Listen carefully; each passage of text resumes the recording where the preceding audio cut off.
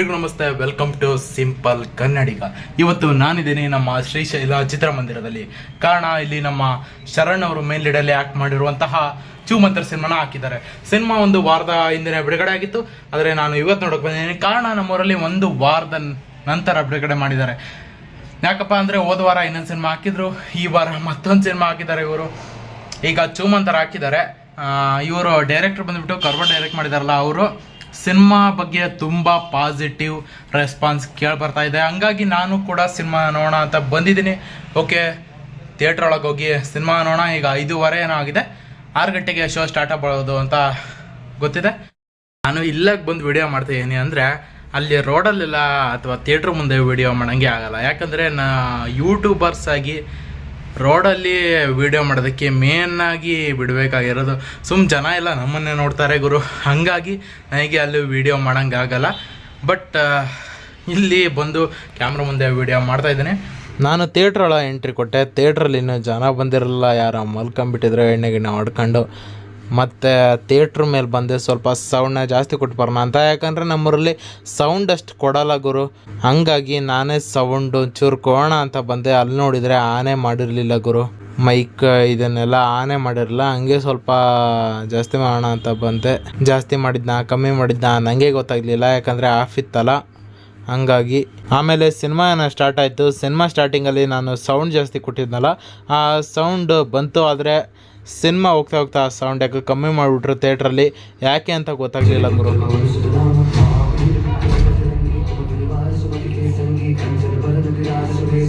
So welcome to simple ಕನ್ನಡಿಗ. ಮತ್ತೊಮ್ಮೆ simple ಕನ್ನಡಿಗ YouTube ಚಾನಲ್ಗೆ ಸ್ವಾಗತ.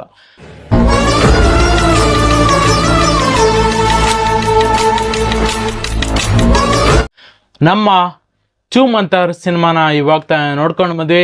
ಸಿನಿಮಾ ಮಾತ್ರ ಮೊದಲೇ ಹೇಳ್ಬಿಡ್ತೀನಿ, ನಾನು ಸಿನಿಮಾ ರಿವ್ಯೂ ಮಾಡೋಕ್ಕಿಂತ ಮುಂಚೆ ಸಿನಿಮಾ ಚೆನ್ನಾಗಿತ್ತು ಚೆನ್ನಾಗಿಲ್ಲ ಅಂತ.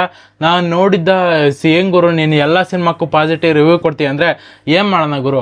ನಾನು ನೋಡುವಂಥ ಎಲ್ಲ ಇತ್ತೀಚೆಗೆ ಬಂದಿರುವಂಥ ಸಿನಿಮಾಗಳು, ನಾನು ರಿವ್ಯೂ ಮಾಡುವಂಥ ಸಿನಿಮಾಗಳು ಚೆನ್ನಾಗೇ ಇರ್ತವೆ. ಆ ಸಿನಿಮಾಕ್ಕೆ ಪಾಸಿಟಿವ್ ರಿವ್ಯೂ ಕೊಟ್ಟಿದ್ದಬೇಕದು ಚೆನ್ನಾಗಿದೆ ಅಂತ, ಆವಾಗ ನಾನು ಪಾಸಿಟಿವ್ ರಿವ್ಯೂ ಕೊಡ್ತೀನಿ. ಇದೊಂದು ಆನೆಸ್ಟ್ ರಿವ್ಯೂ. ಓಕೆ, ಸಿನಿಮಾದಲ್ಲಿ ಮೇನಾಗಿ ನಮ್ಮ ಶರಣ್ ಅವರು ನಟಿಸಿದ್ದಾರೆ. ಅವ್ರ ಜೊತೆ ಚಿಕ್ಕಣ್ಣ ಅವರು, ಅತಿಥಿ ಪ್ರಭುದೇವ ಅವರು, ಹಾಗೆ ಇನ್ನಿತರೆ ಕಲಾವಿದರು ನಟಿಸಿದ್ದಾರೆ ಸಿನಿಮಾದಲ್ಲಿ. ನಾನು ಥಿಯೇಟ್ರಿಗೆ ಹೋದಾಗ ಸ್ವಲ್ಪ ಡಿಸಪಾಯಿಂಟ್ಮೆಂಟ್ ಆಯಿತು, ಯಾಕಂದರೆ ಅಲ್ಲಿನ ಸೌಂಡ್ ಸಿಸ್ಟಮ್ ಏನಿದೆ, ನಾನು ಆದರೂ ಹೋಗಿ ಮೇಲ್ಗಡೆ ಸೌಂಡ್ ಕೊಟ್ಟು ಬಂದೆ, ಆದರೆ ಅವರು ಕಮ್ಮಿ ಮಾಡೋದಿರೋ ಅನಿಸುತ್ತೆ. ಆದರೆ ಥಿಯೇಟ್ರ್ ಡಬ್ಬಾ ಸೌಂಡ್ ಸಿಸ್ಟಮ್ಗೆ ಚಂದನ್ ಶೆಟ್ಟಿ ಅವರು ಮ್ಯೂಸಿಕ್ ವರ್ಕ್ ಆಗಿಲ್ಲ ಅಂತ ಅನ್ನಿಸ್ತು. ಇನ್ನೂ ಜಾಸ್ತಿ ಬೇಕೋ? ಇನ್ನೂ ಜಾಸ್ತಿ ಬೇಕಾ? ಸರಿಯಾಗೇ ಇದೆಯಲ್ಲ. ಇಲ್ಲಿಂಗ್ ಕೇಳುತ್ತೆ, ಈ ಥಿಯೇಟ್ರ್ಗಳ ಡಬ್ಬಾ ಸೌಂಡ್ ಸಿಸ್ಟಮ್ಗೆ ಇದೇನು ಅಲ್ಲ. ಇನ್ನೊಂಚೂರು ಚೆನ್ನಾಗಿ ಕೊಟ್ಟಿದ್ರೆ ಬೆಟರ್ ಆಗಿರ್ತಾ ಇತ್ತು. ಇದು ಒಂದೇ ನೆಗೆಟಿವ್ ಸಿನಿಮಾದಲ್ಲಿ. ಏನು ಫಸ್ಟಿಗೆ ನೆಗೆಟಿವ್ ಹೇಳಿದ್ನ ಅಂತ ಕೇಳೋದಿದ್ರೆ ಗುರು, ನಾನು ಫಸ್ಟಿಗೆ ನೆಗೆಟಿವ್ ಹೇಳ್ತೀನಿ, ಆಮೇಲೆ ಎಲ್ಲ ಪಾಸಿಟಿವ್ ಹೇಳ್ಕೊತ ಬರ್ತೀನಿ. ಯಾಕಂದರೆ ಸಿನಿಮಾ ನನಗೆ ಇದು ಇಷ್ಟ ಆಗಿದೆ. ಇನ್ನು ಪಾಸಿಟಿವ್ ಕಡೆ ಬರೆದಿದ್ರೆ, ಸಿನಿಮಾನ ತುಂಬ ಚೆನ್ನಾಗಿ ಮೇಕಿಂಗ್ ಮಾಡಿದ್ದಾರೆ. ಹಾಗೆ ನವನೀತ್ ಸಿನಿಮಾದ ಕರ್ವ ಡೈರೆಕ್ಟರ್ ನವನೀತ್ ಅವರು ಸಿನಿಮಾನ ತುಂಬ ಚೆನ್ನಾಗಿ ಡೈರೆಕ್ಷನ್ ಮಾಡಿದ್ದಾರೆ. ಅವರ ಹಿಂದಿನ ಸಿನಿಮಾ ಕೂಡ ಒಂದು ಹಾರರ್ ಮೂವಿ ಆಗಿತ್ತು ಕರ್ವ, ಅದರದ್ದು ಪಾರ್ಟ್ 2 ಬರುತ್ತೆ ಅಂತ ಕಾದರ್ ನಮಗೆ ಪಾರ್ಟ್ 2 ಬ್ಯಾಡ್ರಪ್ಪ.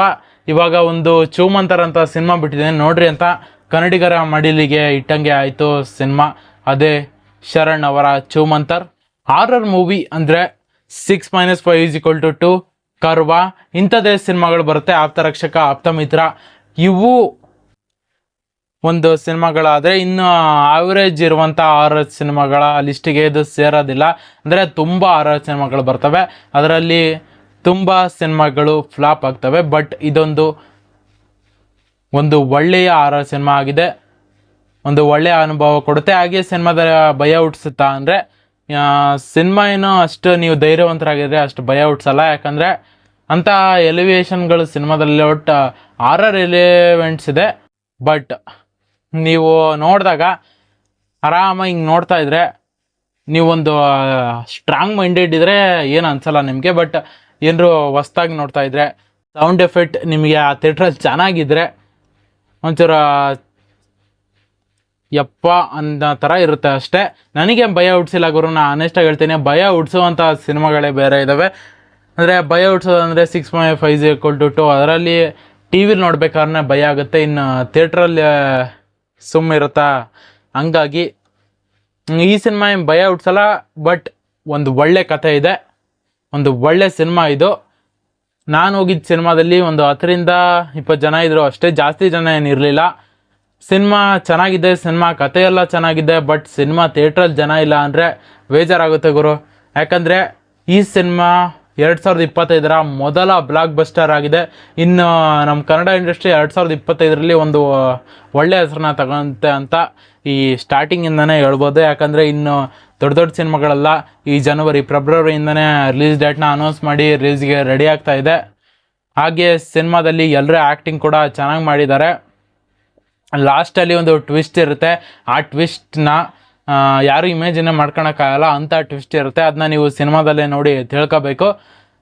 ಮತ್ತು ಸಿನಿಮಾದ ಸ್ಕ್ರೀನ್ ಪ್ಲೇ, ಡೈರೆಕ್ಷನ್, ಮೇಕಿಂಗ್ ಎಲ್ಲ ಟಾಪ್ ನಾಚಾಗಿ ಬಂದಿದೆ. ಸಿನಿಮಾದಲ್ಲಿ ಮೇನ್ ಆಗಿ ಒಂದು ಸಾಂಗ್ ಇದೆ, ಅದು ಸ್ಟಾರ್ಟಿಂಗ್ ಇಂಟ್ರೊಡಕ್ಷನ್ ಸಾಂಗ್ ಇದೆ, ಅದು ಚೆನ್ನಾಗಿ ಬಂದಿದೆ. ಸಿನಿಮಾದಲ್ಲಿ ಮ್ಯೂಸಿಕ್ ಮಾಡಿರೋರು ನಮ್ಮ ಚಂದನ್ ಶೆಟ್ಟಿ ಅವರು ಈ ಥಿಯೇಟ್ರ್ ಫೀಲಿಂಗ್ನ ಅರ್ಥ ಮಾಡ್ಕೊಂಡು ಮಾಡಿದರೆ ಇನ್ನೂ ಚೆನ್ನಾಗಿ ಬರ್ತಾಯಿತ್ತು. ಬಟ್ ಚೆನ್ನಾಗಿ ಮಾಡಿದ್ದಾರೆ, ಮ್ಯೂಸಿಕ್ನ ಇನ್ನೂ ಒಂದು ಸ್ವಲ್ಪ ಬೆಟರ್ ಆಗ್ಬೋದಿತ್ತು ಅಂತ ನನ್ನ ಅನಿಸಿಕೆ. ಇನ್ನು ಸಿನಿಮಾದ ಲಾಸ್ಟಲ್ಲಿ ನಮ್ಮ ವಿಷ್ಣುವರ್ಧನ್ ಅವರು ಕಾಣಿಸ್ಕೊತಾರೆ. ಅದು ಯಾವ ಇಂದೇನೋ ಸೃಷ್ಟಿಯಾಗಿರೋದಲ್ಲ, ಯಾರೋ ಜೂನಿಯರ್ ವಿಷ್ಣುವರ್ಧನ್ ಅವ್ರನ್ನ ಕರೆಸ್ಕೊಂಡು ಹಾಗೆ ಅವರ ವಾಯ್ಸ್ನ ಸ್ವಲ್ಪ ಇಮಿಟೇಟ್ ಮಾಡ್ಕೊಂಡಿದ್ದಾರೆ, ಅವರ ವಾಯ್ಸ್ನ ಮಿಮಿಕ್ರಿ ಮಾಡ್ಕೊಂಡಿದ್ದಾರೆ. ಮತ್ತು ಇದರಲ್ಲಿ ನಮ್ಮ ರಾಮಚಂದ್ರ ಆಚಾರ್ಯ ಇದ್ದಾರಲ್ಲ, ಅವರು ಬಂದು ಒಂದು ಹಿಂಟ್ ಕೊಡ್ತಾರೆ. ಅಂದರೆ ಈ ಆರರ್ ಜಾನರ್ ಏನಿದೆ ಇದು ನಮ್ಮ ವಿಷ್ಣುವರ್ಧನ್ ಅವ್ರಿಗೆ ಸೆಟ್ ಆಗಿತ್ತು, ಇನ್ನು ಮುಂದೆ ಶರಣ್ ಅವ್ರಿಗೆ ಸೆಟ್ ಆಗ್ಬೋದು. ಅಂದರೆ ಈ ಆಪ್ತ ರಕ್ಷಕ, ಆಪ್ತ ಮಿತ್ರ ಇಂಥ ಸಿನಿಮಾಗಳನ್ನ ಇನ್ನು ಮುಂದೆ ಶರಣ್ ಅವರು ಮಾಡ್ಬೋದು ಅಂತ ಹೇಳಿದ್ದಾರೆ. ಹಿಂದೆ ಬಂದಂತಹ ಅವತಾರ ಪುರುಷದಲ್ಲೂ ಇದೇ ಥರದ ಪಾತ್ರನ ನಿಭಾಯಿಸಿದ್ರು, ಅದು ಇನ್ನೂ ಗೌರವಾಗಿತ್ತು. ಆದರೆ ಇದು ಈ ಕಡೆ ಬಂದರೆ ಇದು ಒಂದು ಆರರ್ ಎಲಿಮೆಂಟ್ ಇರುವಂಥ ಸಿನಿಮಾ. ಈಗ ಈ ಆರರ್ ಜಾನರ್ನ ಕನ್ನಡದಲ್ಲಿ ಅಷ್ಟು ಯಾರು ಮುಂದುವರಿಸ್ಕೊಂಡು ಹೋಗ್ತಾ ಇಲ್ಲ, ಇದನ್ನು ಶರಣ್ ಅವರು ಮುಂದುವರಿಸ್ಕೊಂಡು ಹೋಗ್ಬೋದು ಅಂತ ಒಂದು ಹಿಂಟ್ ಕೊಟ್ಟಿದ್ದಾರೆ. ಹಾಗೆ ಕರ್ವಾ 2 ಯಾವಾಗ ಬರುತ್ತೋ ಗೊತ್ತಿಲ್ಲ, ಅದನ್ನ ಡೈರೆಕ್ಟರ್ ಡಿಸೈಡ್ ಮಾಡಬೇಕು. ಮತ್ತು ಈ ಚೂಮಂತರ್ 2 ಬರ್ಬೋದು, ಇನ್ನೂ ಅಫಿಷಿಯಲ್ ಆಗಿ ಅನೌನ್ಸ್ಮೆಂಟ್ ಆಗ್ಬೋದು. ಮತ್ತು ಡೈರೆಕ್ಟ್ರ್ ಏನಿದ್ದಾರೆ ಅವ್ರು ನವನೀತ್ ಅವರು ಇನ್ನು ಮುಂದೆ ಒಳ್ಳೊಳ್ಳೆ ಡೈರೆಕ್ಷನ್ ಮಾಡ್ಕೊತ ಅವರು ಆರರ್ ಡೈರೆಕ್ಷನ್ಗೆ ಸೂಟ್ ಆಗ್ತಾರೆ. ಅಂದರೆ ಈ ಆರರ್ ಸಿನಿಮಾ ಮಾಡೋಕ್ಕೆ ಅಂತಲೇ ಕೆಲವರು ಡೈರೆಕ್ಟರ್ ಇದ್ದಾರೆ ಬೇರೆ ಬೇರೆ ಇಂಡಸ್ಟ್ರಿಲಿ, ಆದರೆ ಕನ್ನಡದಲ್ಲಿ ಯಾರಿಲ್ಲ, ಎಲ್ಲ ಮಿಕ್ಸಡ್ ಫಿಲಮ್ನ ಮಾಡ್ತಾ ಇರ್ತಾರೆ. ಬಟ್ ಭಯ ಹುಟ್ಟಿಸುವಂಥ ಸಿನಿಮಾಗಳು, ನಮಗೆ ಎದೆ ದಕ್ ಅನಿಸುವಂಥ ಸಿನಿಮಾಗಳು, ಅಂಥ ಸಿನಿಮಾಗಳನ್ನ ಮಾಡಬೇಕು ಅಂದರೆ ನವನೀತ್ ಅಂತ ಡೈರೆಕ್ಟ್ರಿಂದಲೇ ಸಾಧ್ಯ. ಕರ್ವಾ ಸಿನಿಮಾನು ನೋಡಿ ಸ್ವಲ್ಪ ಭಯ ಆಗಿತ್ತು, ಮತ್ತು ಈ ಸಿನಿಮಾ ನೋಡಿ ಆ ಭಯ ಒಂಥರ ಆಗಿಲ್ಲ. ಒಟ್ಟು ಒಳ್ಳೆ ಎಂಟರ್ಟೈನ್ಮೆಂಟ್ ಸಿನಿಮಾ ಅಂತರೂ ಇದು, ಅದನ್ನ ಒಂಥರ ಪ್ರಾಮಿಸ್ ಮಾಡ್ಬೋದು ಕನ್ನಡದ ಜನತೆಗೆ. ಇದು ನನ್ನ ರಿವ್ಯೂ ಆಗಿತ್ತು. ಇಲ್ಲಿಗೆ ಈ ರಿವ್ಯೂನ ಮುಗಿಸ್ತೇನೆ. ಎಲ್ರಿಗೂ ಒಳ್ಳೆದಾಗಲಿ. ಜೈ ಹಿಂದ್, ಜೈ ಕರ್ನಾಟಕ ಮಾತೆ.